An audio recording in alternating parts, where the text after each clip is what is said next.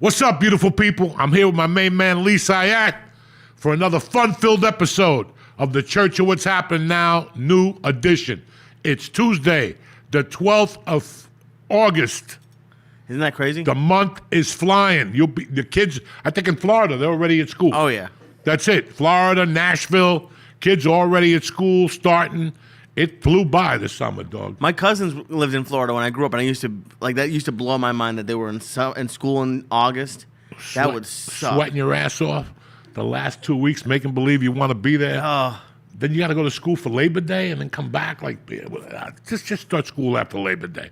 That destroys it. So I'm in school for 2 weeks, and I got my first vacation, and it's a Monday, and I got to come back on Tuesday, like half with a sunburn. Just let me go back. Sometimes now they'll have you go like the Wednesday, and then like you'll go for like 2 days, and then you have the long weekend for Labor Day.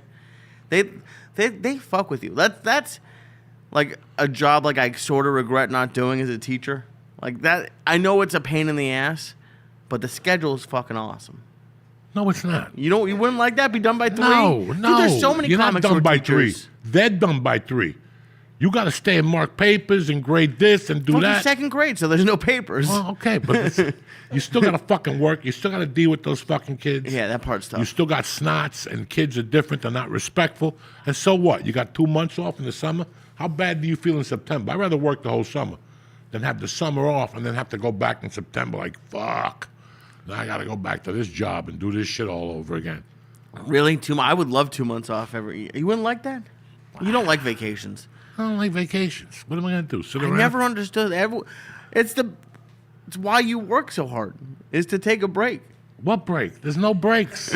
What do you mean, what break? What breaks? People who take breaks end up dead. There's no breaks. Everyone ends up dead, so take some breaks. But on your time, not on the world's time, there's no break. Lee, you know why I don't like breaks?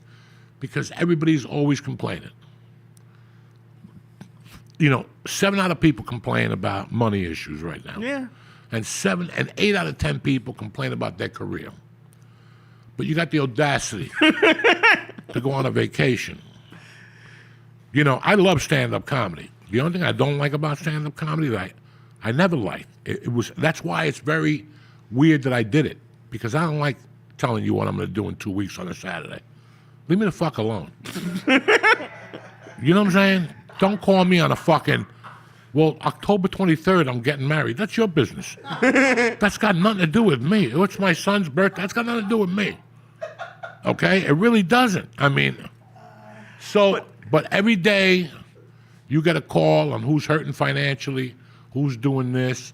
And then you have the people what about this? So your girlfriend, that goofy bitch, right? Because everybody's got a goofy fucking bitch girlfriend that has horrible ideas, but she sucks our dick and they talk us into it. So how about next April, we go to Caracas, Venezuela, and you just got your dick sucked. You're like, oh yeah, that would be great. Oh my God, I always wanted to go to fucking Caracas. Okay, and that's a great vacation. I'm not lying to you. You wanna, this is what you work for. But what if 3 weeks before Caracas, your cat dies, your car blows up, and you lost your job? Are you still gonna go on that vacation? White people do. Like, let's still go. What are they going to do here? So the whole 10 days, I'm thinking about where I'm going to work. I miss my cat, and what am I going to drive when I get back? That's not a fucking vacation. That's what I don't like. I don't know what's going to happen next March. How much do they want? $100. I'll lose $100 to fucking pander somebody. Like, yeah, maybe I'll go. But for me to give you $8,000, and I don't know what's going to happen next March.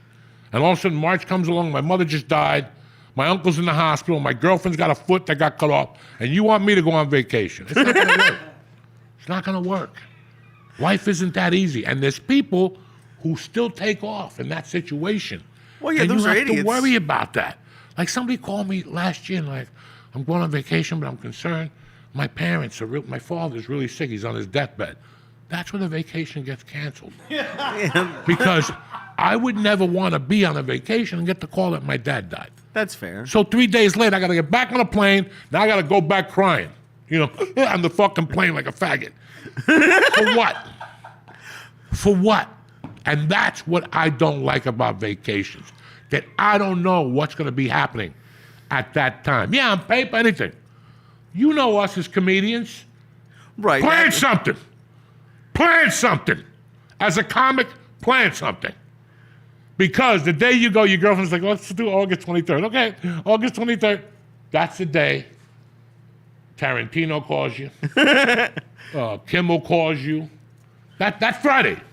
That Friday before you leave is the day, name the biggest director today. He calls you and says, I have 4 days for you in the movie. They start Sunday. And now you got to look at your cunt family and go, oh, looks like you're going on your own. I didn't want to go to Disneyland anyway. I didn't want to go anywhere. That's in my mind all the time. That's the type of guy I am. I don't want to miss nothing. When we grew up in North Bergen, you didn't want to go home. You did not want to go home. Did you ever want to go home when you were in high school? Because you didn't want to wake up the next day and go, bro, after you left, a chick pulled up and sucked everybody's dick. And you're like, God damn it, I should have done that book report on trigonometry or whatever. So we were raised not to go home. So you understand all these little things? That's why I don't like vacations. I totally get it. But why? I get the business thing. But like before that, every scenario was like worst. Like if you go on a vacation, the world's going to end. Like what if the world doesn't end? Like What do you mean the world's going to end? You said like my mom died, my cat died. Right, but no. Think about it. Let's say right now, you talk to your girlfriend and she goes, this weekend we want to go to Saratoga. That's fine. It's Monday. You know, I don't know what I'm going to feel like, but I'll yes you to do on Monday. I'll tell you whatever the fuck you want to hear about Saturday. You know, but as Thursday comes along, you got an audition Monday. I got no time to hold hands and walk around the town. Oh my God, let's go look at the museum. I don't have time for that shit. I don't have time, and I've never had time for that. I've been one of those guys that we cry when we don't have what we want. But to get it, we're going to take a vacation now. That doesn't fly with me at all, because if you're going to come back from that vacation going, I don't know what's going on with my comedy. Well, you went on vacation for a week. That's what happened to your comedy. You went on vacation. You thought you earned the right to go on a fucking vacation. And at the end of the day, none of us earned the fucking right to go on a vacation. None of us. None of us. There's a number that you have to earn to go on a vacation. It's unrealistic. So that means you're never going to go on a fucking vacation. I need to make $8 million in the month of March. Never going to happen. So I'm not going on vacation unless I mug Jeff Bezos. What if you make 7? I ain't going on vacation. The goal was 8. Jesus Christ. That's how you have to treat yourself. Who the fuck am I to go swing somewhere when I owe on my credit card, I have a mortgage, and I have all these things in my life? Who the fuck am I to go hang out with white people and drink cocktails and before you drink them, honey, we're going to put this on the Visa card. Yeah, okay. So that's not a vacation. Right. That's not a vacation. A vacation to me is, let's go. And we got 20 chicks coming from all over the world, and they all got to sign NDAs because they're dying anyway, right? We're killing them anyway on the boat, right? They're not making it back to tell an Epstein story or nothing. That's what people are going to learn from this Epstein list. No more stories. Once you finish with them, you kill them all. That's it. You want to come to an orgy? Just know prepared to die. Sign your will before you come in, because you ain't going home. That's it. I hope people learned all this shit from Puffy and Diddy and fucking Epstein and the island with Carlos Leder. What was that? Paradise Cove, where they were doing coke and doing abortions. Women were so coked up they were doing abortions fresh. Like they were just ripping the fucking baby out of your snatch with cocaine. What was the name of Pablo Escobar? Not Pablo. Carlos Leder had an island. Remember? Between Colombia and Miami, Carlos Leder bought a fucking island. And it was filled with cocaine. Carlos Leder was one of the guys from the Medellin cartel that thought he was fucking philosophical. He was half German and half Colombian, so he loved Hitler. So he would fucking get coked up and talk about Hitler and fucking all this shit. And once he lost his mind, the cartel got together. When the United States said, we're going to go, Norman's K. When the United States got together, they go, what we're going to do? And the cartel got together and go, look, we could end this. Just give him Carlos Leder. He's fucking crazy anyway. He's crazy. He lives on an island. He's having orgies, fucking killing kids, women, people fucking, sucking. They were bringing the coke there and leaving like 10 kilos. And he was snorting it all. Do you think it was really good coke? Dog, it was an island with coke and nobody to watch you. Whether the coke was good or bad, I'm having a good time. Somebody's dying. You know what I'm saying? Somebody's dying. All these people want to party, but nobody wants to die. Like, when I was a kid, people OD'd. Right at a party, they OD'd. They fucking lost a fucking leg. That's a party. I don't think they went to the These party little looking at faggots OD, now though. sit there at DJs down the shore. Oh, yeah. To some black rapper with an organ and a stick. Dink, dink. Yeah, you looking good. Dink, dink. And what the fuck? What the fuck? So anyway, we're talking about No vacations. vacations. Now we're talking about black people. I don't know how that happened. And nobody's going to Jamaica. Anyway, that's why. That's the way I've always thought, Lee. I mean, do you ever, looking back, do you ever be like, I should maybe like a 1 week? Like, I'm not telling. I do agree. I've never, knock on wood, I've never had credit card debt. So like that, I've been very good about that, and that I agree with. But like, if you can afford, 3 days in Tampa. Why Tampa? I don't want to go I to don't. Tampa. Because to you, every vacation was like to the south of France, and I'm going $100,000 in debt. I'm talking about like, let's go to the beach for 5 days, and I don't know, chill, go to Waffle House. I went down to that North Carolina, that fucking armpit. I forgot about that. You did go on vacation in the last couple of years. That sucked. All that shit sucks for a guy like me. You know what I like? You know what a vacation is for me? Just going to a nice hotel, Yeah. eating, going on the balcony, smoking dope, torturing somebody, smoking pot outside and watching security scramble, and then leaving like a little joint in the ashtray, and then going to the front desk and going, "Do you smell marijuana?" I'm a Christian. I do not like the smell of marijuana in my hotel. That's fun. Yeah. So I see. That is fantastic. So you just want to go alone and torture people just in like new locations. You just want to torture I'm random getting people. to an age that when I was younger, I liked torturing people. But I'm getting to an age since I have no friends. I don't talk to them. Like, I didn't talk to anybody all weekend. So I basically just tortured people. I took my daughter's softball whistle, that fucking whistle, the problems I caused with that whistle. I went to my buddy's restaurant, Eddie Bart. What was the name of Eddie Bart's restaurant? Out in the Little Ferry. Fucking great restaurant. I'm sitting there, Hackensack. Doesn't matter, George. I don't even know the name of it. So I'm sitting there with Eddie Bart, and I'm blowing this whistle. Dee, dee. And every time I blow the whistle, he's a general manager. He's getting up and looking around. For 2 hours, they thought the fire alarm was going off. Oh, my And every gosh. time they would settle, I'd do another beep, beep, and they get up and they run the fucking restaurant. He didn't know until I did the podcast a week later, and he listened to it. And I talked about the whistle. That you So, would. Oh so my God. Saturday night, I went out with a couple to dinner, a young couple. I met her 5 years ago. She's the first person I met in Marlboro. Then she introduced me to her boyfriend.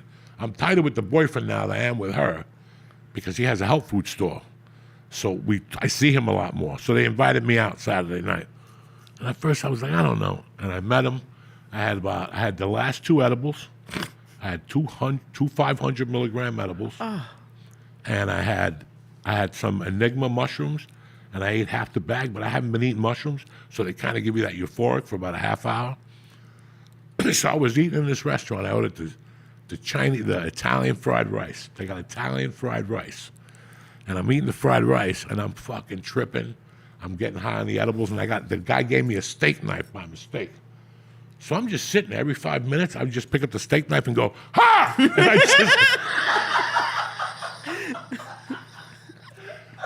the people next to me were going crazy every time I said ha. And then I broke the whistle out by myself. And I just started doing the beep, beep. And everybody's looking around. I'm like, and I'm calling the waiter over going, what's that whistle? And I'm like, let me find out what it is. He's running the restaurant. That's what I giggle upon. That's Oh my God. That's what I like doing. Dude, I forgot that Terry and Mercy were gone. You alone for a few days must be like, that must be the craziest thing that anyone's ever, like, you just left to your own devices. How long did it take you to break the whistle out? How many days were you alone until you Thursday night, I took the whistle out. And they left Thursday Listen, morning. hold on. Let's go to our break. Let's bring in our All right. guest, and we'll continue this conversation. I want to talk to you a little bit about Lucy Gum, all right? We'll be right back. We're back. Don't forget, try Lucy Gum. Our guest today is a friend of mine My longest comedy friend that's still doing comedy, Mr. Josh Wolf. What's happening, brother? What's up, dude? 30 fucking years, I know. I know, man. We saw comedy go, change. People died. You know what, though? Like, people definitely died. Well, that lady up in Seattle that wouldn't book me. And then she said, your ex-manager. My old manager? The woman who, Laura. Laura. Yeah, God rest her soul. Yeah, Laura. You talking about Laura? Yeah, Laura. I forgot her last name. She didn't have Ron's last name. No, she didn't. She Crocker. Laura Crocker. Yeah, she wouldn't book me, but I would call every Wednesday and go, hey, can I do a guest set at your club? And she would fucking cringe. I guess you can. And then the club would say, why don't you ever work here? I don't know. Laura don't like me. She did like a one-nighter or something in the... She had a bunch of one-nighters. Her, Yeah, but Pat Wilson loved you. Pat Wilson, yeah, until she found out I was getting paid and not showing to her gigs. She had that Friday at the Army base. I just stopped showing up. Dude, I just stopped. She's that like, Friday at the Army base was brutal. horrible.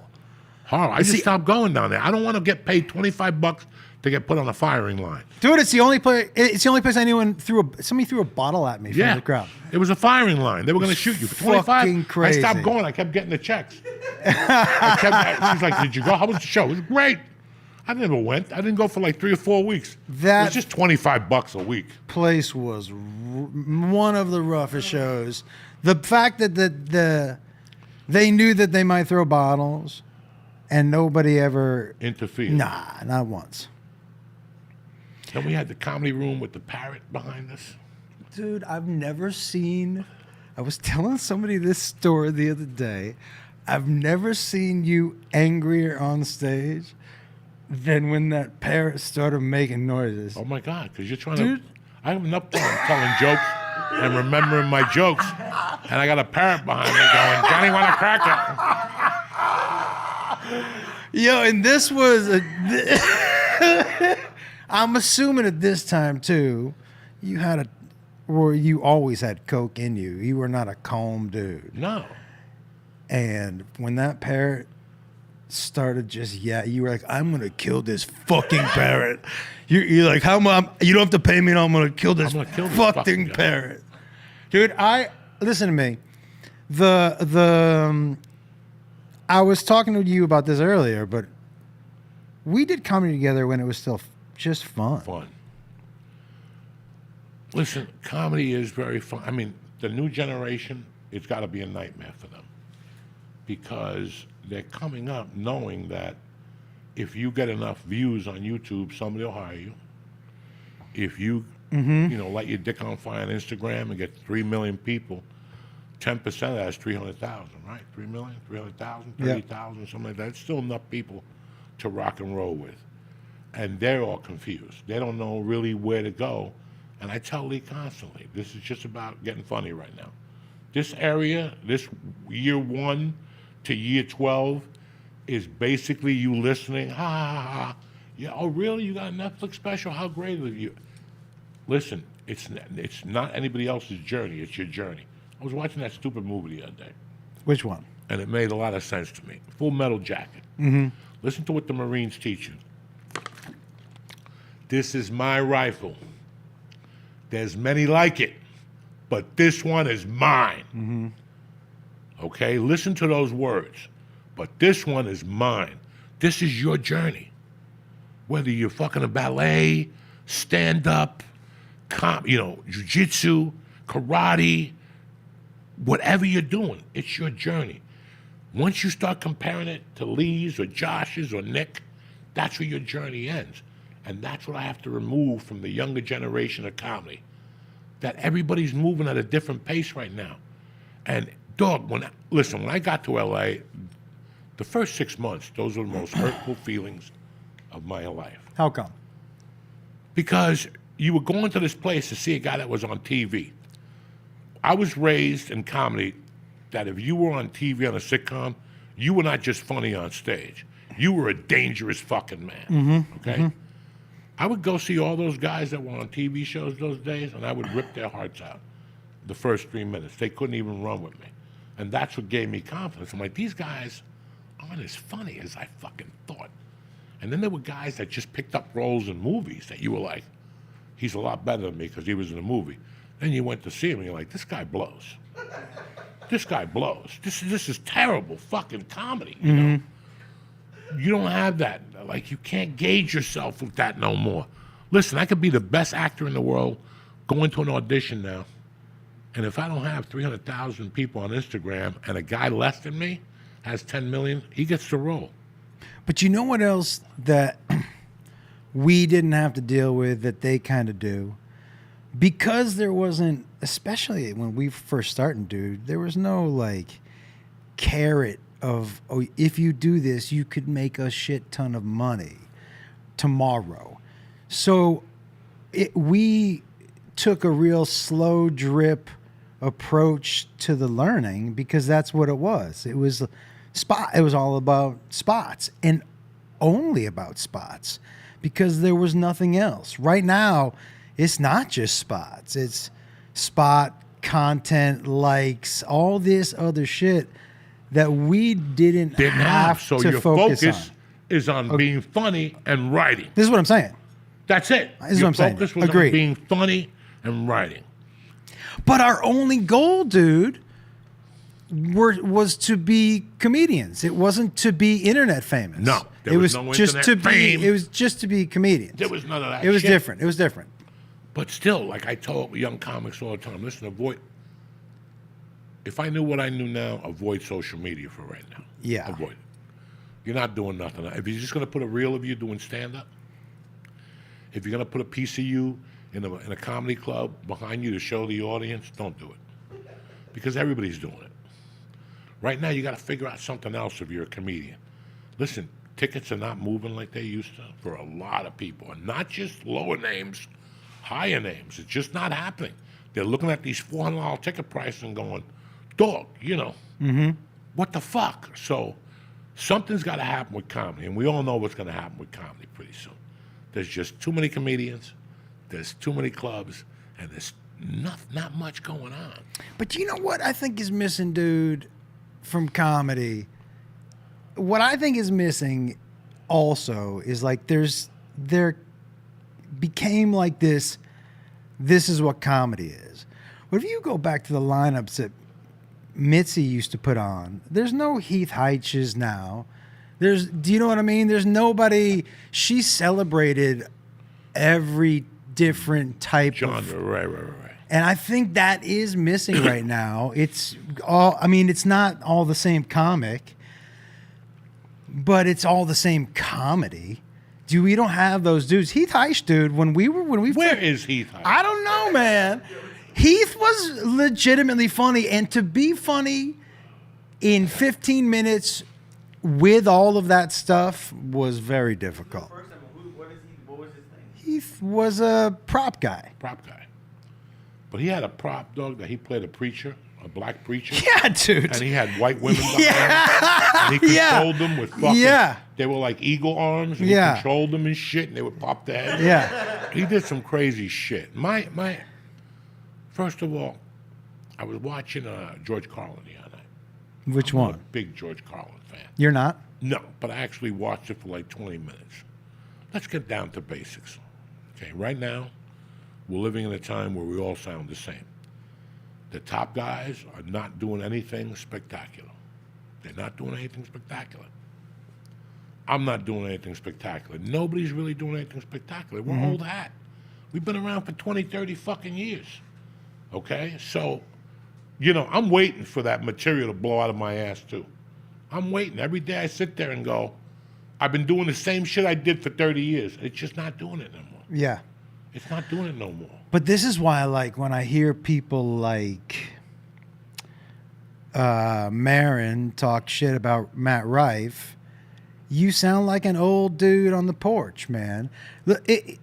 Country music isn't just Hank Williams now, right? It evolved, and comedy is not just, it evolves also, right? And to sit back and poo-poo, because I think you're right. The younger crowd does like, part of the younger crowd that's watching, they're watching guys like Morgan Jay, and they're watching Matt Rife, and it's way more interactive, And it's because of social media, dude, and how they have ingested comedy. That's what they like. So to sit back on the porch and be like, this is what it has Well, to be. here it is. Matt Rife is fucking really good at Dude, what he he's does. so funny. He's good at what he does. Oh, yeah, okay? dude. Fuck yeah. But my philosophy, okay? This is the philosophy I was raised on. And it took a long time to get there. Stand-up wise, took a long time to get there. For sure. That philosophy that I was raised on was, I'm not paying $30 to come into a place to hear Josh Wolf ask George what he does for a living. No, I'm with you. Okay? Don't start with that. Don't start with that. Now, let's talk about honesty here. When I met you, Josh Wolf, I had 8 minutes of material. The rest, I just went up there Yeah. and left to fate. I'm the first guy to tell you that. That worked for 4 fucking years. I was that good. For 4 years, I could do it. But, dude, also, to be fair, what was amazing about what you did was you weren't crowd working, you were writing material on stage. Okay? But I knew it. And I was banking too much on it. Yeah. And I knew it would get me to a certain level. My daughter's good at softball, but she's going into a realm now that athleticism ain't going to do it. Now is when you got to work hard. You got to work a little harder, and as you get older, that circle shrinks, okay? I started comedy, and I improvised at the Broker for 2 years because I had to do 5 new minutes every Tuesday. I wasn't experienced enough to write 5 new minutes. This was Colorado? This is Boulder. When I first started, my first 2 years, I had a gig every Tuesday, but it was the same audience. So I had to change it up, and I did. I tried writing as much as I could, but I would do 3 minutes and then 10 minutes of improvise, you know? And it was a 50-50 shot. It's always 50-50 when you improvise. But you've always, and maybe it's changed, but you were always the best writer on stage. On stage. That I don't know how you are as far as sitting at a desk or whatever, but on stage, you're one of the, and to watch you do multiple sets and change Change it. is, I'm getting bored. yeah, I don't want to get bored. Yeah. I don't want to sound like a fucking machine. Yeah. So you got to put something in there. Even if it bombs, you got to put something in there so you just don't rattle off. but you've always done that, dude. I don't like how I felt when I did Coke. Because when I did Coke and went on stage, I felt a disconnect. I feel the disconnect when I moved here to Jersey the first year. When I would go down to Uncle Vinny's and you come down, there was a disconnect. It was a big, that's why I stopped doing it. Because I'm like, I'm not doing blow, but I feel my comedy's on blow again. There's no connect. And this last time, I'm starting to, I feel that sometimes in my set when I don't have enough material. But to get back to what we were talking about, my first 2 years in comedy were 50-50. And then I moved here in 93. And what happens here? Everybody does that. New York City is, hey, so what do you do for a living? And it's every fucking Guido doing that shit on stage. So I started doing it here. And then when I went to Colorado in 93, a good comic told me, he goes, once you start getting up in the levels and you start getting closer to LA, that's not accepted no more. So go away from that. And dog, I went away from, once I got to the Comedy Store, I knew that wasn't gonna work. I don't think I've ever done crowd work at the Comedy Store. I don't think was I taboo. I don't think I ever have. And you could feel, listen, I remember there was a comic that we were both friends with, moved from another state, was in LA for about a week and a half, and I did Brea, and I invited him down to do Brea. Yeah. And as soon as he got off stage in Brea, I go, this guy's not gonna last here. And within 3 or 4 days, his uncle mysteriously had a heart attack, and he had to go back and give up the apartment, and he didn't last here. He's still back where he is. Great person. I do think there is merit, like when I go on the road, if I'm doing 45 minutes or an hour, of not jumping straight into material, however you want to do it, to make sure it feels more like a conversation. I don't think there's any good for me to walk on stage and hop into material. And even if that means I bullshit about the city I'm in. Yeah, the first 8 Right. minutes just to warm We're them up. just kind of And then hit 'em. so we know we're part of a conversation. Yeah. I'm with you. But on that's that. it. Listen, you don't think about that when you're doing comedy 8 years. No. You don't. You're not even up to that level of thinking like that. I got to go out there and introduce myself. I know that you got 20 seconds. You got 20 seconds. They make up their mind in 20 seconds. Yeah, Whether they're even going to fucking like you. So in those 20 seconds, what do? I Lenny Clark it. I go up there and I just jump on them. Why fuck around? As soon as you hit gloves, instead of going back to your corner, just come out with the right. Why are we even going back to the corner? Why are we doing this shit? You got 20 seconds for them to like you. Go Google it, GPT chat it, whatever, all that shit. You got 18 seconds for them to go, I like this guy. Yeah. I like his eyes, I like his shoes. He's fat, he's too skinny. I don't like his fucking neck. I don't like his gold chain. You got 20 seconds. I'm not gonna give you 20 seconds. Yeah. I'm gonna get into you when you can't even make a decision. You're just laughing. Now you got no choice. I'm making you feel different. My finger is already in your pussy. There's no like, look at the finger, it's going in. No, no, it's in your asshole already. I'm already, and now you ever just get to a girl and start eating her pussy? There's no like, hold on, my dad might come home. None of that shit. They're in. If you asked them, can I eat your pussy? My dad might come home. My grandma's on the way from bingo. But once you dive into that monkey and pick up those legs, and you're like, and you're licking that fucking asshole, they're not gonna tell you, stop, my grandmother's coming home from church. You're in. You're in. So why are we going up there playing this dumb game? You got 20 seconds. You got 20 seconds for them to even consider you. I don't want them to make that decision. I don't want them to I'm gonna make it for them. I will tell you something right now. First of all, nobody has ever attacked a crowd in the first 10 or 15 seconds. When you decide to do it, you don't always do it. There's some nights, but when you decide to go in on it, it's kind of crazy. But you have like, your secret sauce is that energy right there. And the laugh. The Yeah. smile is on my face. For sure. So they're not getting tortured. They know I'm fucking around. Because not what you say, it's how you say it.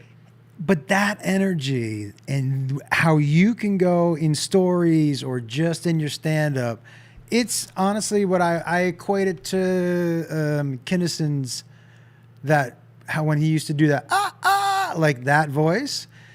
It's so 0 to 100. You have to. But you're taking for granted that that's kind of your superpower. Yeah, that's it. Yeah. Most of us don't have. We don't have that superpowers not to use. For you, for sure, put them in a dude. fucking box and look at them. I'll take it out only on Friday night. Dude. But this is what's amazing about your stand-up, is that it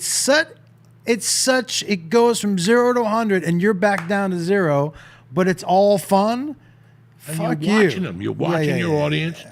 You want to break them a little bit, and then you, like anything else in life, you got to give them a little breath. Do They you got to get remember- the first aid kit. You know what I'm saying? They got to get the first aid kit. But as they're putting the Band-Aid on, before that Band-Aid gets wrapped, I'm hitting them again. Then I got to wrap that Band-Aid. Why let them rest? I have to ask you a question I've never asked you before. And it just dawns on me because I just saw it the other day. What's that special where your hair is jet black? Sociably unacceptable. What? I've known you forever. That could not have been your decision to do jet black. Ask them what happened. The first show, the camera wouldn't, my head was too shiny, or the hair, so they had to darken it up, dog. I was like, there's no way, before I just saw him a week ago, there's no way I've known you for, They had to that you do were it- like, I got to dye my hair They had before to this do it show. at the special. It wasn't dye. They put like powder, black powder. They had to put, yeah, Why did they do that? because I wasn't involved in that. That whole thing was from the start. That was the special where the couple was fighting in the front row. yes, that was a nightmare. What do you? That's worse than the parrot. Bro, No, the first parrot show- was the fucking. First show, I ate a bag of dicks. And the second show, I was like, I got to change this around. And I did your idea. I switched it to a story. I opened up with the story about Willie Vandy and the 18-inch dick. And then I got him. But the whole time, there was a girl came to see me, but her boyfriend didn't like me. So she said, I'm going to see Joey, and he goes, I'm coming with you. Out of jealousy, like the chick, she's probably just into stand-up comedy. The thing was an ugly little thing. And she brought her boyfriend, and the boyfriend kept making a little remark. And I remember sitting there at the 22-minute mark going, what would happen if I just kicked this guy in the head like a field pump? I'm like, what kind of special would this be? Would I get sued? Would the club get sued? This is all I'm thinking about. And then some kid tapped him on the shoulder, and the kid calmed down. But it was not good. It was not good. I was like, you know what? I'm going to end this right here and just field punt this guy's fucking head. Like, I was that pissed that I finally wait all my life. It's 1991. It's 2015 or 14. I've waited fucking 15, 30 years to shoot a special.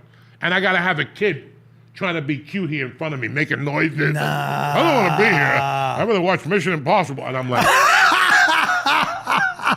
Do I just field punt this motherfucker's head away and end my career right now? Like that was going to. I had to kick somebody out. No, not kicking out. In Vancouver. Kick him through the head so his head flies off his fucking shoulders, and the guy in the back goes, score 3 points. Punt the ball. This drunk. She was the drunkest in the front row for the taping of the special, and she was sitting right next to the stage mic.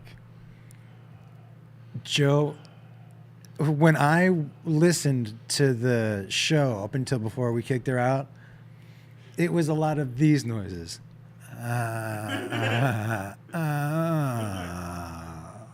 That type of drunk. And then she would say to her friend, you could just hear her, we should have brought more booze. Just, it's all you could hear when I was watching. And when I had to kick her out, it was, you were at the show. It was like, she couldn't, well, I'm just trying to have a good time. Yeah, they all have to. Yeah. I'm not drunk. No. You're not drunk. Don't worry about nothing. It's all going to be okay for you. Do you still write as much on stage, or do you? Because I know for a while you were by, what was that, like that egg joint? We met at a couple times in the valley, out near where you live. Yeah. Which one? Marie at Sea. And I would show up, and Yeah. you would have your. Two notebooks out. Yeah, I do it every morning yeah. in the afternoons. It's just not working like it used to. But when you were writing, when you were doing that, you were disciplined about going But and it's sitting. every day. You're getting on stage. Yeah. It's a rotate. Stand-up comedy is not getting on stage once a week. No. And that's what I'm doing, basically, once or twice a week. You got to get on stage 3-4 nights a week. And that roll, it's a roll. It's a roll. And forget about after a month. And forget about, that's why there's no vacations. That's why there's no vacations. I just got back from vacation. I know, but you've been doing this Yes, for 30 years. My first one, too. Can't go on vacation. Agreed. Nowhere. Until something big happens. Yeah. And you take, listen, I didn't take time off till I booked the longest yard. Wow. So from 91 to 2004, I was on stage every night. Do you still have your notebooks? When I got in New Mexico, there was no open mics in Santa Fe. You had to go to Albuquerque, and it was like once a week, so I wasn't going to go down there. I was focused on a movie. But that's the first time. That wasn't a vacation. Have you showed him your old notebooks? I throw them away. I throw a lot of them away. I got to like 10 years, you got to throw them away. You get stacks of them. I know, but it's 4 a year. But is the notebooks that you kept about every set? Oh yeah, I still got those in a box in the closet. Do you still have those? Yeah, I still got everything.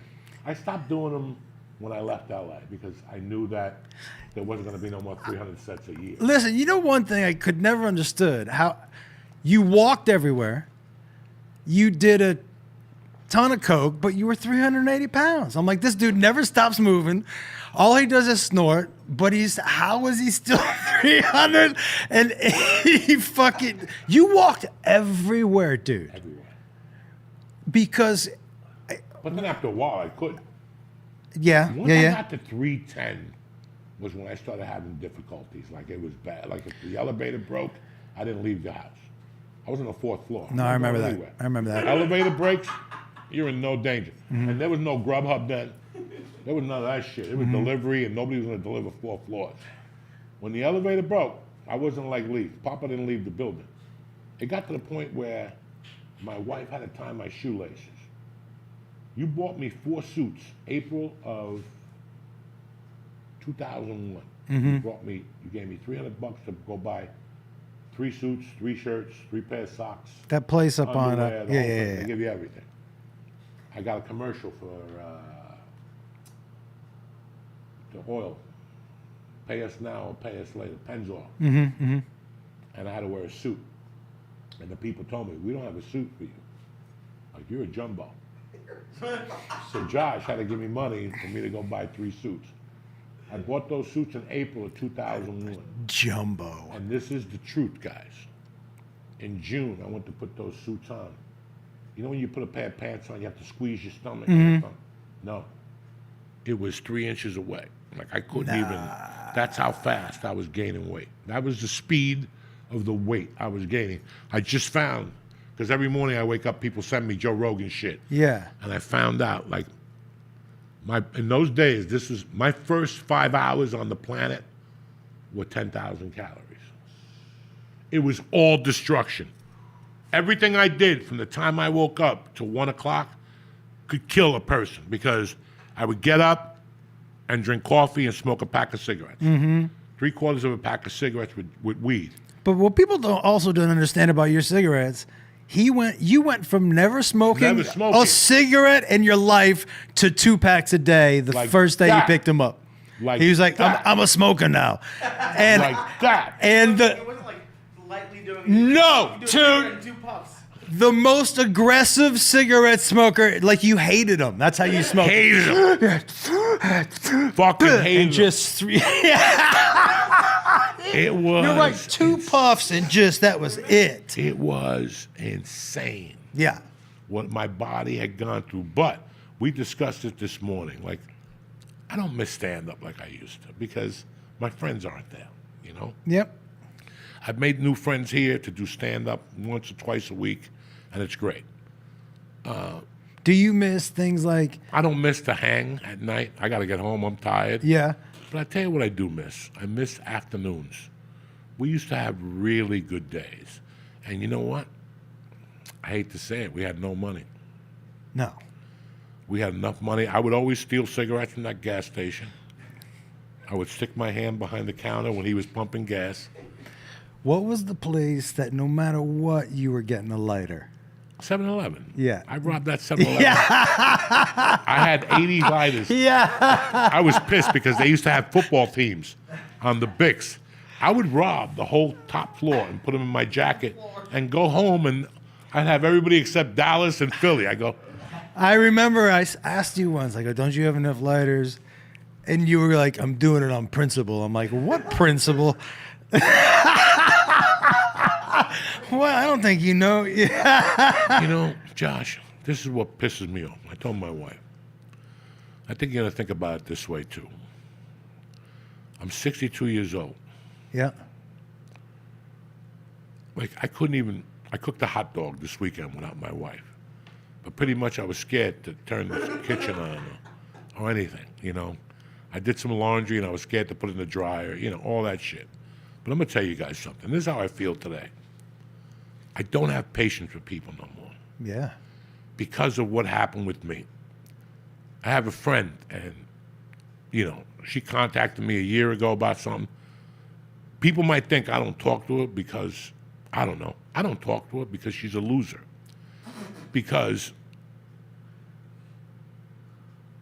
after what we went through and what we saw, especially a guy like me, because remember, when I was doing coke and working, the hardest I was working, I was not the healthiest guy. I had a girlfriend, I had cats, I had no bank account, or I was getting all my clothes from Big Daddy. If I got any money, it went to cocaine. I didn't even buy clothes. Underwear and socks. And then I said, fuck it, why wear underwear? I save on underwear, the laundry space, that's an extra quarter, because my underwear like this big, you know what I'm saying? So why fuck, I put 3 pair of pants in a suitcase. Yeah. It's 80 pounds. You know, I'm not gonna lie to nobody. Yeah. You're 400 fucking pounds. But my point is, I started comedy in 91.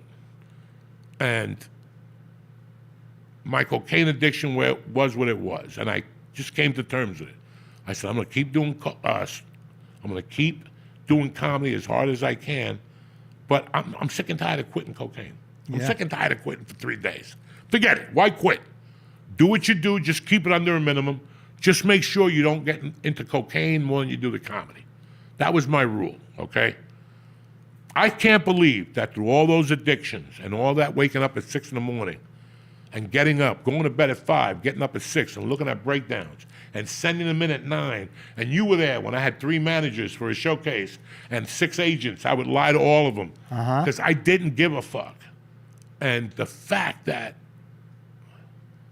I stopped snorting at 44 and things didn't really change for me till I was about 48, 49.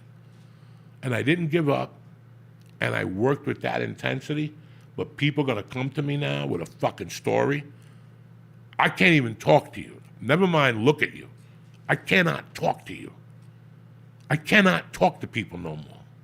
When somebody says they're gonna do something now, and they tap out after 2 months, I'm done with them as friends. Because I can't believe that I'm 62, and I had every reason to fucking quit. GED, felon, no family, and I stuck it out. Dude. And motherfuckers today are like, well, yeah, you know what? I ain't got time for this. Not to mention, just in forget your personal life, which had horrible things happening. Horrible, horrible. But just your career, you were told, I remember, too dirty. Nobody's ever going to book you. Too dirty. You Old. Can't talk like that. When I got to Oh, LA, I was already yeah. 34. I wasn't fucking no 28-year-old good-looking kid. Yep. Also remember what you taught me. When we got to LA, we were talking one day, and you go, Joey, they don't want to listen to you until you start talking about your life. You have to draw a picture for them. And that's one thing I didn't do. I just thought it was about jokes. And even today, I'm struggling with that. I'm having a hard time writing about me, about my conflicts, because right now, listen. Yeah, but this is What are my conflicts? I get up at 6:30, I drink a cup of coffee, I sit on my balcony, But you- and I whenever look you- at the fucking sun. You've always, here's the thing, I think it's 2 different things. All of your material has always been very personal. That doesn't mean you have to divulge something specifically personal about yourself. But here's the problem. My life is so boring now. Oh yeah. There's nothing. Got it. Yeah. At least when you're on the road, you got a story. Yeah, Some chick was gonna yeah, suck your dick yeah, halfway, and she passed out and puked. Got it. You have something. When we did this podcast before, Monday's podcast was about the week before. On the road. We had a great time last week in Miami. Holy fuck. We had the red beans and rice. We had the banana. Nicky jumped off the building. He broke his ankle. You follow me? So Yeah. we moved that. So now it's like, I don't steal nothing. I don't snort coke. You tell me you don't steal lighters from 7-Elevens when you walk in. Anymore. How can I steal now? Yeah. I'm 52 years Yeah. Yeah. Listen, once it's Everyone, yeah. I have Okay, dark all right. moments in my life. Okay, yeah. I still double take on a purse. Like if I see a purse that's unguarded, I'll look at it and go, Joey, what are you thinking? Get your shit together. I see purses with phones sticking out. You know, that was my day. I would just be flipping phones. When I got to the store, I would go back in the morning to see who would leave their phones. And I would take them to the bank, the black bank robbers from St. Louis, and they give me like $50 a phone. I stole everything. I'm not gonna lie to nobody. So Do you for me remember to say to you, cashing those? I don't steal anymore, but I still get urges. When I see things, I go, look at these motherfuckers. Do you remember cashing those checks? Who? Do you remember cashing those checks? From the Improv. No. That got sent to my box. Oh yeah. Jacks. Yeah. So I had a Wells Fargo account that I just used for fucking stolen checks.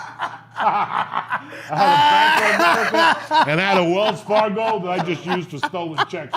Why didn't you just go to a check cashing place? You go to an actual bank account. Because they would take percentages out. Look, I had a check one time for Spider-Man. This is how much of a fucking Puerto Rican I am. And I'll tell you the truth. Dog, me and my wife were flat fucking broke. I mean, we couldn't make rent. And I'll never forget the Sunday when I said, you better look in here.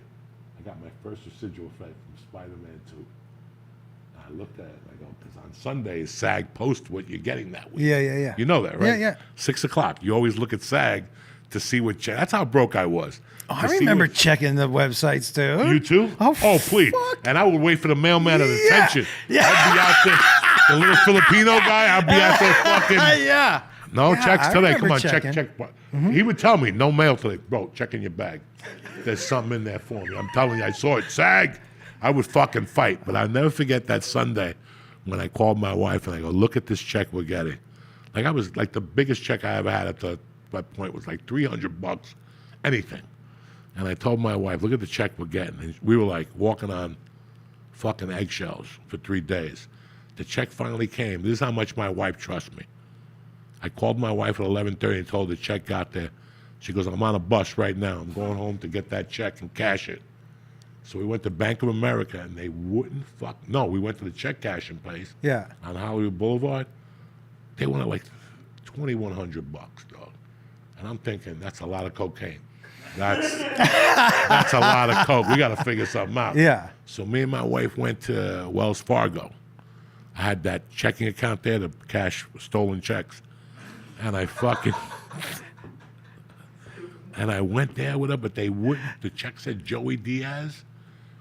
They wouldn't cash it. Me and my wife were like, you better cash this fucking check. It was an $18,000 check. Does your We haven't eaten in fucking license say Joseph? Jose Diaz. Jose? So my wife found a check stub from SAG that said, and that's the only way so they let us deposit it, but they only gave us $1,000. We went right to Sizzler. Right on La Brea? Yeah, it was on La Brea. Right there. Yeah. Soggy shrimp. Oh, I We thought- remember I thought it was that. DJ Yeah. Khalid. Yeah. You follow that fat fuck on Instagram. He always eating and shit. And then he jumps in a little pool after he eats and shit. Yeah, that was us. I thought it was DJ Khalid. I eating remember that eating fucking sirloin and shit. Every time I got a check, I take my wife there like we were fucking Johnny Bananas. Sirloin, 2 tables, please. And then we got to go eat that shrimp that gives you diarrhea. Or my other celebratory spot was Acapulco. That was my joint, the all-you-could-eat lunch special. Where was that? Oh, Acapulco was the old... Come on, Josh Wolf. In Acapulco. Hollywood? 2 of them. The Seckmore Tavern was... Oh, right. Los Feliz, or whatever that fucking was. But they had the best all-you-could-eat. Dude, I'm sorry. Cheap. $9. We were Boston Market. Oh, Boston Market. That's what we did, that corner. Because the kids and I could go, and I could talk. Whenever I went, like especially when I was single, I must have looked sad enough. Yeah, you were sad. Yeah. And you had those 2 kids. Your hat was on backwards. So I must have looked sad, but they used to give us free shit. And that's in Burbank, that one? No, the one in Boston Market was on like La Brea and Yeah, I know. and Sunset or some shit. But yeah, the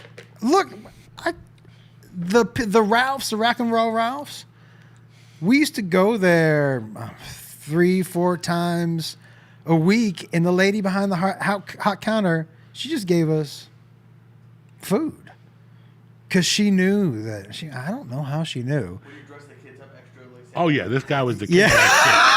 He's like a Puerto Rican mother at welfare. You remember that? He brought his kids, the neighbors' kids, and everybody's crying. Everybody got. I would wipe dirt on their face and shit. Oh please, Yeah. little dirt.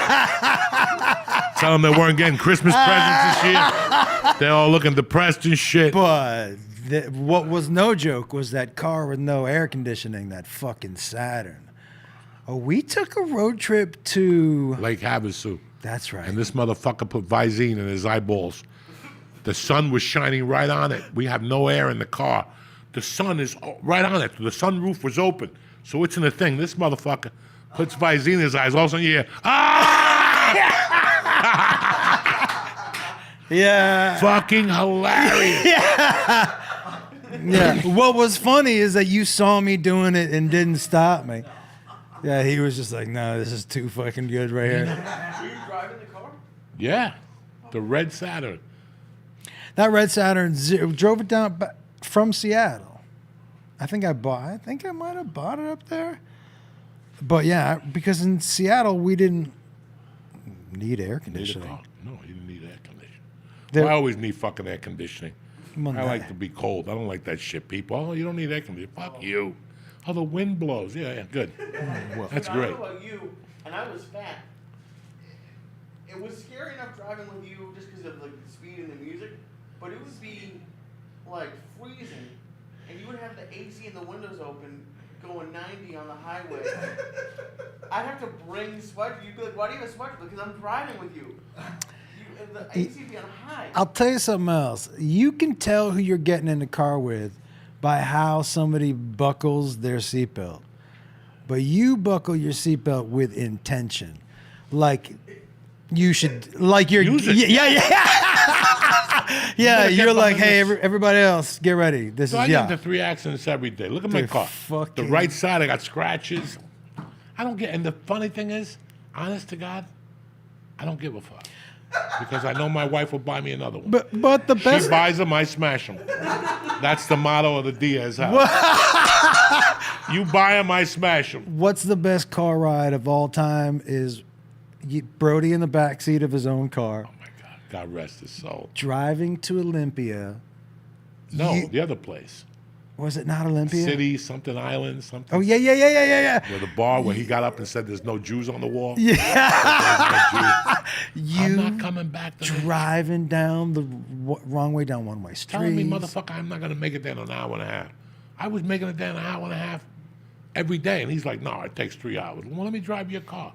Dog, I did 90 on the way down there, and we put him in the back in the trunk. Do you He's remember like, what he "Pull said to over." you when he got out of the What car? did he say? People don't live this way? He goes, we got into the parking lot, Gig Harbor. Gig Harbor, and he gets out of the car and he goes, this is not how I live my life. And then I didn't see him. It And was then we so moved to funny. LA. Then we moved to LA. Yeah. And one night I'm at Coaching Horses with Carol By the way, and another blonde stripper. Carol, one of my Oh, favorite. favorite. Okay. Favorite. But can I tell you, She's still my favorite, Doug. she said to me one night in Seattle, in the underground, because I know at what level you must have just tortured her. Torture her. She said to me right in the underground one night, and she looks at me and she grabbed my hand, she squeezed it, and she goes, Talk up, goddammit. she goes, she squeezes my hand, and we're in the underground, and she goes, he's driving me crazy. And I was just like, no, yeah, he's in. Yeah. I was like, oh, he's fucking You you know, up. when she calls me now, we're always talking. She goes, you know, I really love you. What you put me through, dude, what we you- put each other through. Yeah. But I was thinking, today you mentioned the Hurricane Bar. The which one? The Hurricane Bar. And Yeah, you yeah, left. yeah, yeah. You left like September of 97, 96. Right before Jacob was born. I got down there January, February of 97. So you left, and I was pissed. I'm like, this motherfucker left me alone up here. And I was selling advertising for pizza companies for $15 an hour. They were paying me.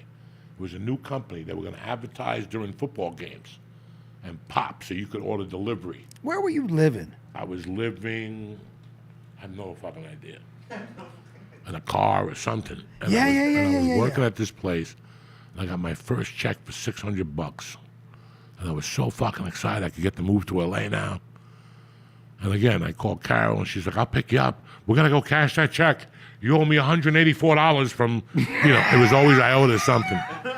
The cheapest human. So I get in the yeah. fucking car with her, and she gets the check, and she goes, I'm going to cash it. I'm only going to give you $100 back. I go, Carol, don't start your shit, okay?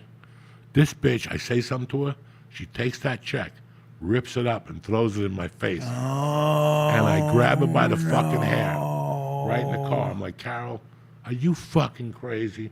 This is all the money I had. She, fuck you, fuck you, fuck you. I just grabbed her by the wig.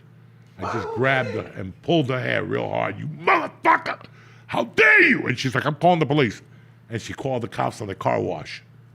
And I'm like, fucking bitch. But So was this pre the restraint the. No, this is at the end. This is after. This is what what- about the time I was fucking on the ecstasy, and I got caught in the restraining order, and I hid under the bed, and the cops coming in, the bed is going up and down. It was just going. The mattress, The because mattress, everything, and the cops were like, "Come out from under the bed." Yeah. This was years of. Listen, I'm gonna tell you something. I'm 62. I said it earlier. For the last 5 years, I've just been trying to figure out what happened. Mm-hmm. You know what I'm saying? Like I got here, 59 years old. I had money in the bank, and I just wanted to figure out what the fuck happened. And I wrote that book with that girl, and I still think of every day, what the fuck happened, and how did this happen? How am I 62? It was just 1995. We're jumping up and down in Seattle with the lip, robbing safes. The Lip, fucking Frankie taking the a Lip. shit. Bro, you got me that apartment upstairs, and in the morning they only had a bathroom, and if the bathroom was clogged, I'd have to take a shit off the fire escape. No, you. Yes, I did. And I would sit there. It was like the third floor. And I would put it'd be 8 in the morning. There'd be nobody out there. And I'd take a shit, and the shit, you could see it flying down like 4 floors. I know exactly. Yeah. This is fucking endless. Like, this is fucking endless. Like, this is endless. I lived in an office, and I talked some guy into fucking the bookie guy that didn't want to pay me. Yeah. And I kept beating him and shit.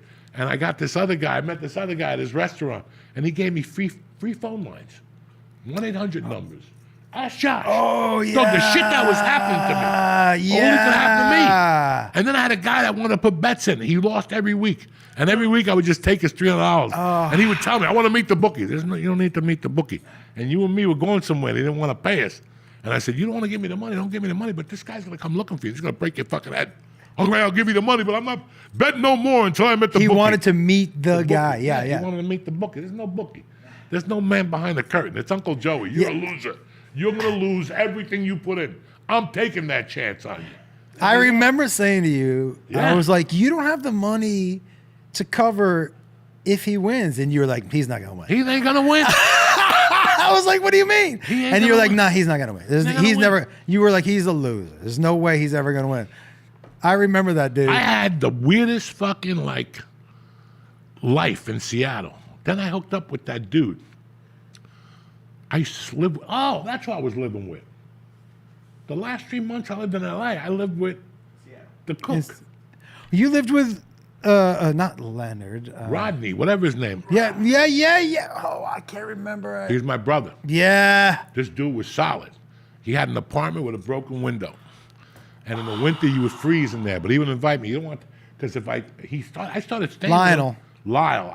No. His name is not Lionel? No. I started staying with him when you lived in Bremerton because it was too late to take the bus. You got to take a bus to where you and Malia lived. So he would say, just stay with me. Bro, this guy was a one-man wrecking crew at night. He turned into like a fucking animal. He lived in a warehouse, okay? And I'll never forget, he's like, stay here. I'm freezing, no heat, no nothing. There's a broken window, it's raining, and all of a sudden, people would throw rocks at his window. Hey, can I come up and smoke crack? I'd wake up and there are 3 black guys in my living room with no lights on, with candles, smoking crack. I go, what the fuck is this? One night I went up there and he's like, you want to go to a party upstairs? I go, yeah. Went upstairs to a party and there was like 10 girls. There was a girl dancing in a cage and shit. I'm like, fuck, I thought his name was Ron. I go, you got it going on. Really good guy. It wasn't Lionel? No, Lionel! Lionel. No, it's Lionel. Yeah. Lionel. So Lionel. this guy comes in with a white jacket on, with a hot chick, and he's talking about, I'm the mayor of Seattle. You knew him. He was like, I'm the mayor. So they got coke out. Was it John Eagle? I don't know. They got coke out. But somebody had a little heroin out. And this fucking guy, there's a pole, like poles. It's a warehouse. So there's No, beams. was it downtown? Yes. Yeah. Right down the corner from the underground. Right behind where that band where Hart used to I play. went to some parties there. Yeah, yeah. It was great. And there was a warehouse, and you had to take a shower in the hallway. Fucking great. Great building. Yeah. I'm up there one day, and this guy comes in at like 4 in the morning. I'm the mayor of Seattle. And I'm like, all right. And there's a pole. I'll never forget this. And there's 2 mirrors on the table, whatever. And there's coke and there's heroin. he thought it was the coke, so he took the heroin, and he did the whole line of heroin. He's like, ah, and he's making all these noises, and all of a sudden you see the heroin hit him, and he holds on to the beam, and all of a sudden you see him hold the beam, and he just starts spinning around the beam, and he just falls, man. He just falls, and I did some of that heroin that night. It was like a little line. Anyway, next morning I work up at Lionel's. It's like 10 in the morning on a Sunday, and the shower was in the hallway. It was just a metal shower that you went into, and there was a wall. And as I was waiting to get into the shower, I had done so much heroin the night before, I just passed out and went right through the wall. It was like that scene in Bruce Lee when he kicks the guy through the wall, and you see an implant of the guy with his hands like that. That's what it looked like. Lionel came out. He's like, what's that noise? I was in the fucking wall, and the wall had nothing. The other side had the metal beams. I cut my shoulder. I was bleeding. He's like, you got to go to a doctor. What happened? I go, dog. We were doing heroin last night. Drugs for 2 fucking days. Yeah. No, that place was crazy. I went to a couple parties there. That place is crazy. But the people who he was completely cool with, anybody who walked in the door. Yeah, he didn't give a fuck. Nah, he didn't give a fuck. Renting or just like a crack den? No, he was renting. It was his apartment. He lived there. He lived there. It was a warehouse that had different rooms, and you could just pull it was like this. That's the doors. There was no key. It was like that. Dude, and I remember one of the parties I said because there was somebody shooting up in the back. Oh yeah. And I asked Lionel, I go, who are they? And he goes, I don't know. I don't know. Yeah. He was like, I don't know. Yeah. That was a bizarre time, man. When I look back at that, the beginning of LA, the end of Colorado, I'm like, what the fuck was that? Like that? I have to admit, like, I enjoyed the type of material that I was writing back then. When I look back at it, did I tell you that first CD that I recorded, I rewrote the entire CD, and I shot it when I was in Nashville. I took all the same premises, and I was like, let's just see what comes out now. Yeah, it's pretty interesting. And so I did that, but like, wait a second, why was I talking about that? These mushrooms are starting to creep up on me a little bit. You what? What were we talking about? It was beginning of LA, end of Seattle. When I look back at my old material, there was a bite to it. When I look at my material now, that isn't there. No. My early material had a real bite to it. But we were like hungry. There was no food in the refrigerator. It was a real bite. There was no food in the refrigerator. No, you were working for Turkey Burgers, dude. There's no reason to stay home. Like, I still remember living in Boulder and going, I need the money, but I don't really need the TV. Yeah. I'm selling it. What do I need a TV for? I don't need a fucking TV. I'm trying to do stand-up comic. I removed all that shit from my life. I was like, I don't want to watch TV no more. That's it. It's over. I'm just doing stand-up. And that's how I live. That was, bro, for somebody such a junkie, I had such a great discipline. I always looked at things as the discipline to it. And I forced myself to it. When I used to drop my daughter off on Wednesdays and my ex-wife would bust my balls, I would get in the car and cry. And the only reaction I would have was to go buy a gram of Coke, snort it, and then go shoot them. I said, no, Joe Diaz, you're going to take this pain and go do comedy. And I would roll a joint, leave it in the ashtray. I would cry. I would sit there. I'm going to stab these motherfuckers one day. I would smoke that joint and force myself to do comedy. That's a discipline. I wasn't going to let depression or none of that. This is comedy, guys. This is a business. You know, and that's what I don't think people today understand. And they're not allowed to understand it because now, as an open micer, you're not just a comic. Dude, you're people are posting material 2 years into stand-up.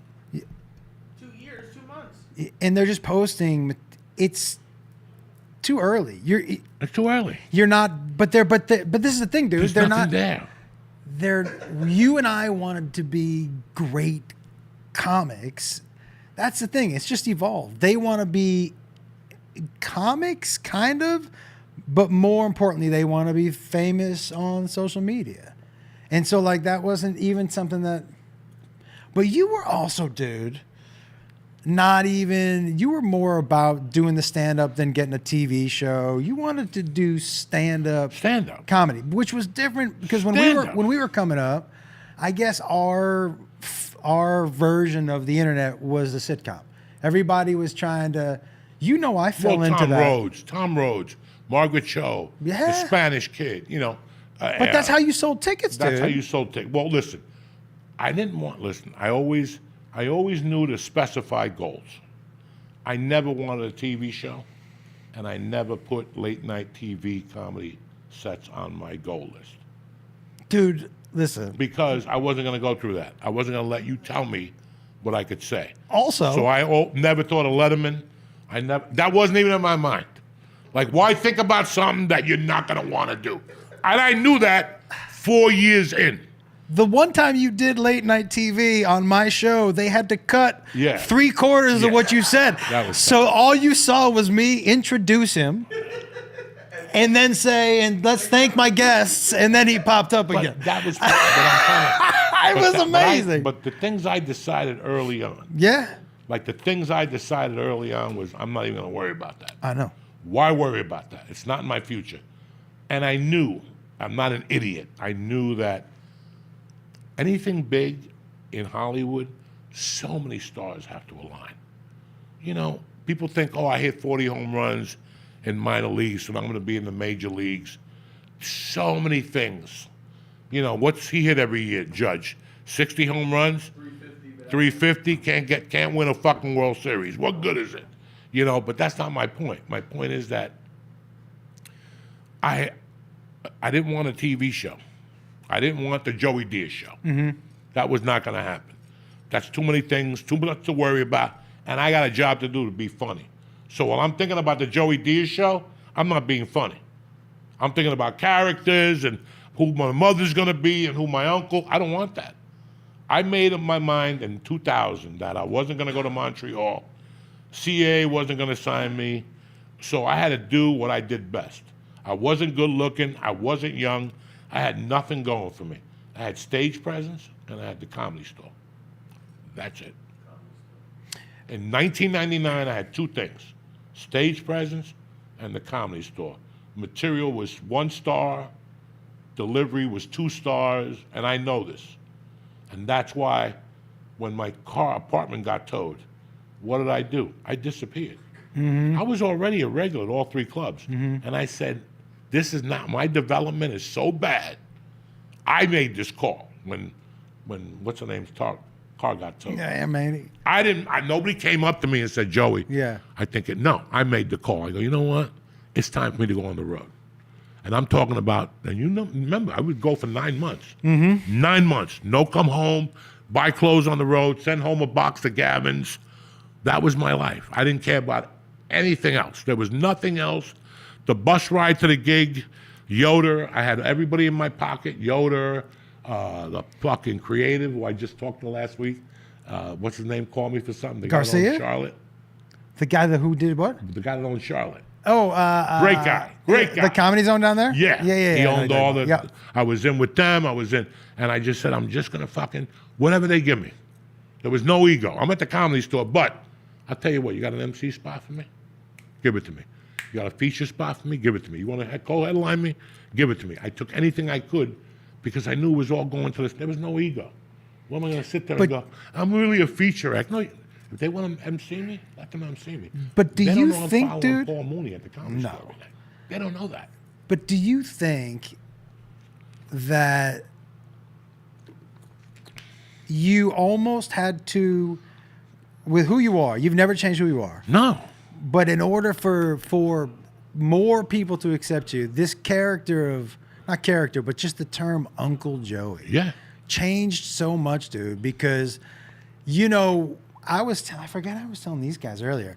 I remember watching you as a young dude on the stage at the Underground, and you've always been so charming on stage, but the way you moved and how young you were, and you were angry. You made some people uncomfortable. Oh yeah, I was really angry. I had nothing to be happy about. But this is what I'm saying. I had no money, no daughter, no family, divorce, no nothing. But then this as you age, as you get older, it fits It fits who you are. so much better, and like it was not as threatening. Young Joe Diaz on stage, the way you, yeah. But dude, the way you paced, and you were I tell people, man, I remember late night there was a basketball court in Bellevue when you used to live in the backyard, and we'd go out when we walked Bud, and we'd shoot hoops every now and then. But I remember the first time I shot hoops with you, I was like, oh, this is an athletic motherfucker. Yeah. And so the way you were, what, 220 or 230? 230 up there. The way you used to pace that I stage just early. saw this today. I just saw this today. That's crazy you said that. Yeah, Because dude. this is one of Carol's pictures. She just sent me this about 3 weeks ago. Because she's moving, and she found boxes. She said, "What the fuck is it?" I saw this picture. Was it the... Me holding a dog. Nah. Holy shit! You and her in the three-piece suit on the stage at the Comedy Underground. Yo, he had his three-piece suit on. Yeah, dude. That was like when they would give us a Wednesday or a Tuesday night at the club, that was a huge night. But he was headlining, so he went three-piece suit. Hell yeah. McSorley, and we would go to that place afterward, and that's what I tell people. The camaraderie was different. It was $10 to get in the underground. If 50 people went, what was that? $500. $500. They took a percentage out, and then we take the rest and chop it up. Instead of giving each other money, we would go to McCormick and Schmidt. Yeah. Late night menu, 10 to fucking 1. Cheeseburgers, French fries, Coca-Cola in a bottle, clams on the hash. Yeah. It's crazy. Yeah, Every yeah, time. yeah, The yeah, only yeah, reason yeah. I go to San Jose is to pay my respects to Original Joe's, but the first place I eat is McCormick and Schmidt's because of how they treated me in 1995. If there's a McCormick and Schmidt's, I'll go in there. But you love that. Because how they Joe's. treated us. We had $0, and they had a $2 menu. If you had $10 at McCormick and Schmidt's, you ate like a fucking king in those days. By the way, that food was good too. Yeah, 4 to 7. Legit. 4 to Yeah, 7, it was good and food. 10 to 1. Remember the hours? Yeah. 4 to 7 and 10 to 1. And we always went in there making sure we had tip money because it was embarrassing if you couldn't fucking tip them. I was telling these guys the story about you being my security guard at the fetish night. Oh my God. And those two old dudes dressed like Scarlett O'Hara, and I asked you to throw them out, and they were hitting you with their parasols on the way out, and you were laughing, and then you called them, you were like, those two queens kept hitting me with their umbrellas. It was a fetish night, and I was a fucking horny motherfucker. Yeah. I had a girlfriend who would let me fuck her daily. Like, I dated that girl, and I gotta be honest with you, I fucked her every day except for periods. You talking about Carol? Carol. And Yeah, even yeah, then, yeah, she yeah, licked yeah. my balls and everything. I got my money's worth from Carol. I fucked her every single day like a fucking animal. Ass, tits, every day. Once in the afternoon and one at night. I was a fucking sexual deviant. But I'll never forget, he had those nights. And I go, let me go down there and get my dick sucked by a chick with leather on. Let me tell you something. These were the ugliest women I had seen in all my life. Ugly. I remember one night they had a girl on a pool table. She was fat as fuck. They were melting on her. She Do had you remember? Oh my God. And her boyfriend was skinny and he was licking her toes. And I'm like, There was oh. a side room. Oh, so my you paid God. $50 to get in, but there was a side room that you had to pay extra money in. And there was a glass table, and like some dudes paid extra to watch chicks shit on on the the glass. table. And they would slide underneath. Is this something that the bar owner knew you were doing? Or is it Yeah. You remember? Well, he didn't know that room. He didn't know that. He didn't. He just knew. Was it? His name was Aki. Huh? The Japanese dude. Yeah, yeah, was his that name Aki, right? Aki, yeah. And so he knew the upstairs. He didn't really know what was going on. Probably too much in the downstairs. security of anything is one of the funniest things. Like you. I mean, security, like. And I was security at the same bar I robbed. Yeah, yeah. A year later, I had to take the safe out of there by myself. fucking, and this is what I tell people. Like, How much money? How many quarters was it? Like, $600 in quarters. here's We did laundry for a year. here's for what free. I forget though. I forget. How heavy Did I that have fucking thing was. But did I have the combination? How did you you said get? you had it, and then you said I forgot it. and Yeah, I- yeah. How did you? Like you and the lip had to open it, I right? opened it. You know me, dog. If there's a will, there's a way. I was there at 4 a.m. Kink, with a pencil and a fucking hammer. I'll do anything. That was. And then we threw the safe in the lake. You would. Nobody could carry it and shit. Dog, do you understand the open mic life I had? I really had a good open mic life. But those Mondays and Tuesdays at the Underground were legendary. Brilliant. I can't. I cannot thank Carl and Ron enough for doing that. There was no. It's impossible to explain how much growth happened On those Mondays.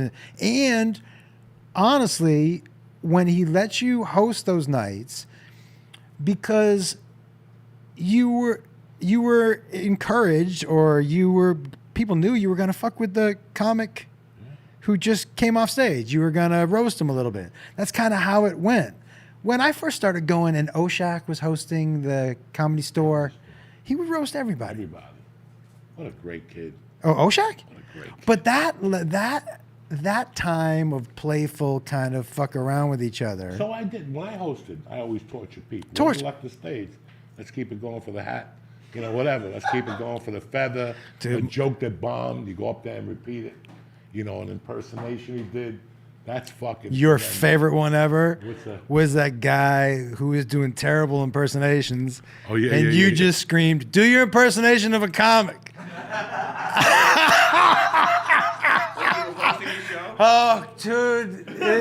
You guy could went up see there every week. him crack on He the would go up stage. there every Tuesday, every Monday, and go, "Hi, this is my impersonation of a and he flower." would turn. Wouldn't he turn around? Yeah, and he'd turn around and go, And "This." then he would turn back like this.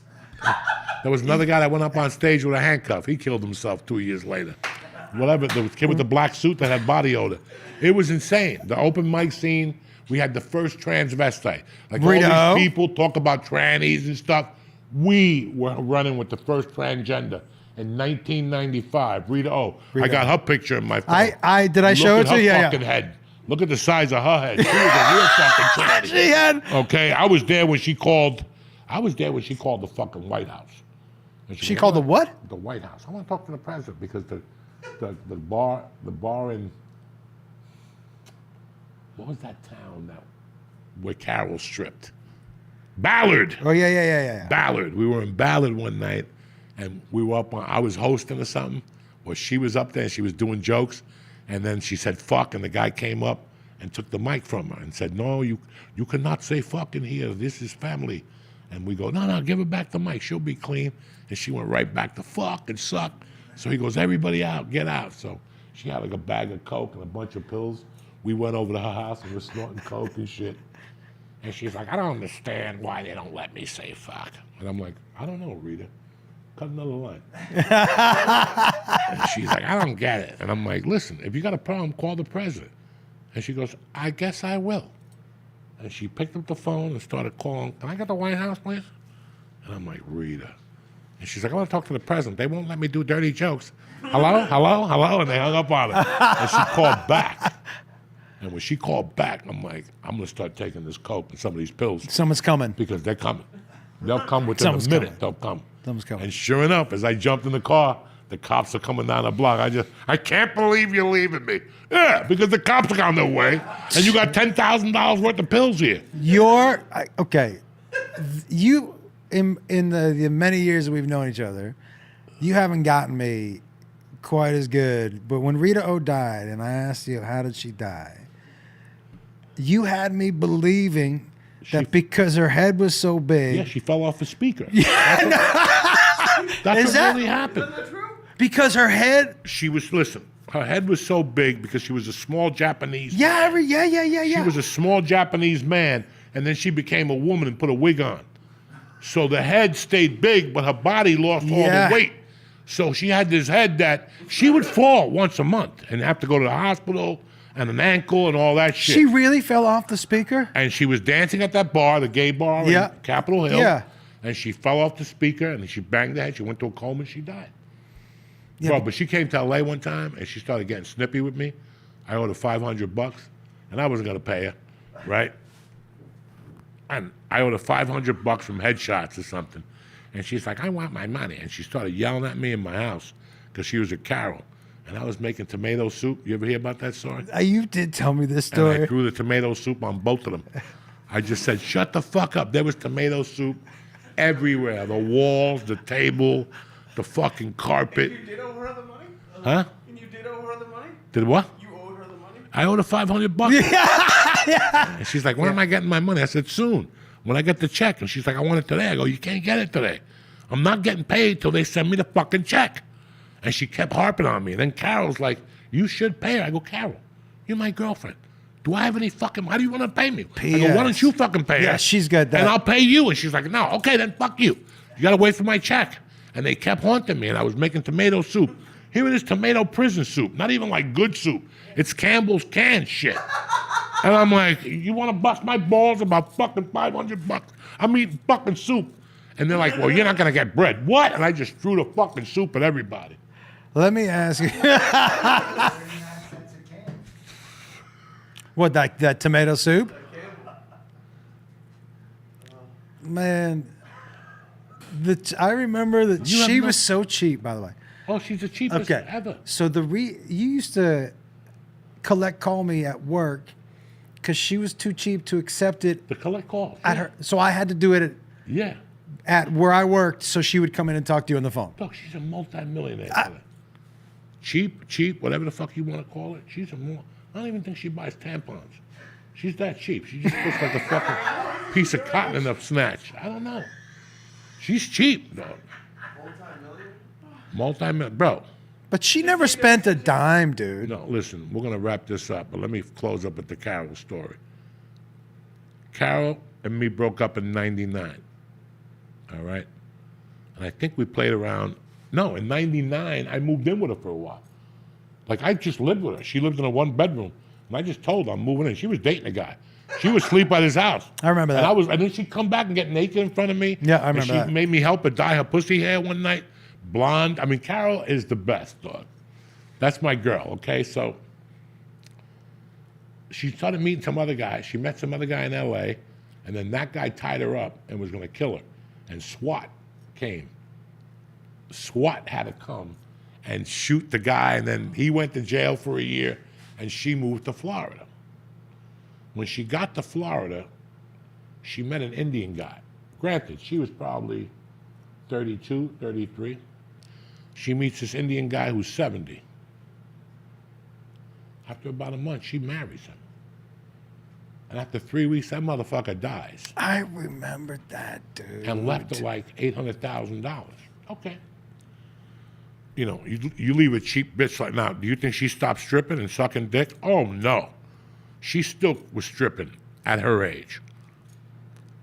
She did something very smart. She bought into a gym called Curbs for ladies. She bought one gym, and she was such a good saleswoman. Her volume compared to the other gyms in Michigan were nothing. Like she's been selling pussy since she's 8. You know what I'm saying? Yeah. On the farm. So think about her salesmanship skills. She bought one more, and then she bought one more, and then the guy that was the leader of that said, "Buy all of them." And she bought all of them, Nah. and then she sold them. And she got like $4 million back, or $5 million. And she took that money and moved to Florida and started buying Airbnbs and selling them. So she's got like 18 Airbnbs. No, she does not. And then she married a dude. She had 2 kids with a dude, and they were doing coke, and he ran over a cop. So he had to leave the country. He's in Greece. He can't come back. So he raises the kids long distance with her That is from Greece. so fucking through bananas. messages through the mother. Yeah, maybe I did. Maybe I saw him when I was over there. Dog, when I met him, when she introduced him to me, she made him buy me an 8-ball at El Compadre. That's how much I love Carol. She's like, "Buy him an 8-ball." And the guy's like, "Why?" "Buy him a fucking 8-ball." He bought me an 8-ball. That's Carol. That's why you gotta love Carol. Fuck, the El Compadre was A crazy place. Oh my God, dude. She still has the best line in the world. She came home one day and she goes, "You're not going to believe what happened to me at work today." I go, "What?" She goes, "A truck driver wanted to lick my asshole for $60. I go, "Did you do it?" She goes, "No, I didn't want coffee breath in my ass." She was dead serious. She was dead serious. I just looked at her like, I would have let him lick my ass for $60. 60. I would have gave him more than coffee breath. You know what I'm saying? So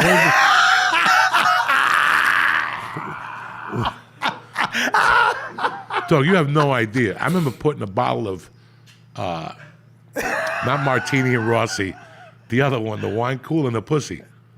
One day, we were at a The fucking Bartles and James? Bartles and James. We were at a fucking resort, and it was a cave where people couldn't see in, but water was running. And we got into an argument. And she was laying there with a bottle. I was drinking the wine cooler, and she's laying that way reading the book with her ass out. So I'm like, look at her ass. I took the corn. There was no wine cooler left, and I started rubbing her ass with the bottle tip.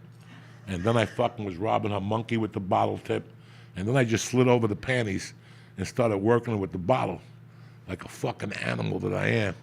My dick started getting hard, and I'm working her with that bottle, and I'm pumping my hips, and I'm like, I'm gonna kill this bitch with this bottle. And she's like, and she's yelling, and I'm fingering her with the bottle, and I'm getting all excited, and all of a sudden I hear, and a bunch of blood shoots in the fucking bottle because the suction from the bottle pulled her old period out. It was like brown blood, and I just dropped the bottle. And Did you faint? Fainted like a motherfucker. She's trying to wake me up. People had to come over.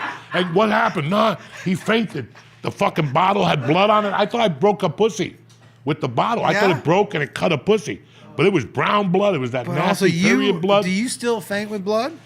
I did for the ear surgery. Yeah. Like when the lady took the, but I only fainted because the fat chubby chick had sauerkraut breath and she was breathing on me and I could smell it.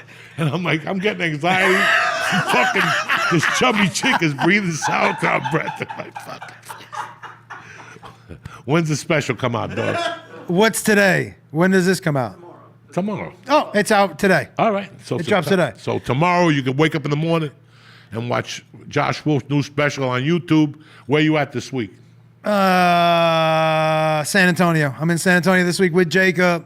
ComedianJoshWolf.com for all the roast stuff. And where are you this weekend? On Friday, I'm in Oxford, Mississippi, and Saturday, I'm in Memphis. You're definitely getting mugged this weekend. You ain't coming back. There ain't no Jews in Memphis, and there ain't no Jews in Mississippi. When are you touring next? I go to 23rd Parks, and then to 23rd Parks, 6th Florida, 28th the Dojo of Comedy for another Bucket Chaos, and this Thursday I'm at the Dojo of Comedy, and I just added September 5th at Uncle Vinny's, which they have like 4 tickets left, so get them now while tickets are hot, whatever the fuck. I'm just trying to get loose for September 6th, and then Why? What's September 6th? that's the gig. Oh, that's the 11th. gig. Yeah. Oh, okay. Yeah. So I got Philly the week before, and then Do you know what it feels like? What the 45 minutes feels like right now? I don't even know. way better. Yeah, but I don't even know what the 45 minutes is anymore. Like that was then, this is now. I'm starting with a whole new set for this. For Florida? Yeah. Yeah, I'm gonna try it. Why not? Do some Spanish shit, pull up a story or two. I gotta get vulnerable again, so I gotta figure this shit out. So, but good luck on the special. Thank you, dude. Good It's luck always in good to Memphis, see you. cocksucker, and Mississippi. You're gonna need it. Wait till you go to Memphis, so you see black people with red eyeballs and shit, because they don't play in Memphis. They're those angry brothers. You know what I'm saying? They're angry. Do not got bring those- the yarmulke down there. Do not bring a yarmulke down there. No. Because you will not make it back. I love you, motherfuckers. Have a great week. And don't forget, football season is around the corner. We got good news coming for you. Stay black. Have a great week. And we'll see you next week. Tip Top Magoo.